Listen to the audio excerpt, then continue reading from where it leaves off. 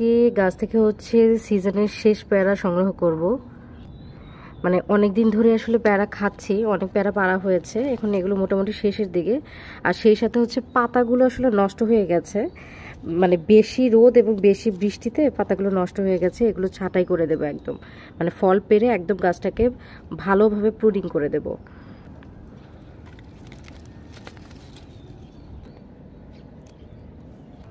ওয়েদারের কারণে আসলে পাতাগুলো নষ্ট হয়ে গেছে। আবহাওয়া তো আর আমাদের হাতে নাই, সেটা কিছু করার নাই। ছোট কিছু পেয়ারা আছে, এগুলো থাকুক, এগুলো রেখেই ছাঁটাই করে দেব। আমার এই গাছের পেয়ারাগুলো কিন্তু মানে জাতটাই ছোট, সো দেখে কেউ ভাববেন না যে এত ছোট কেন পেয়ারা। পেয়ারার এটা সাইজই ছোট, জাতই ছোট।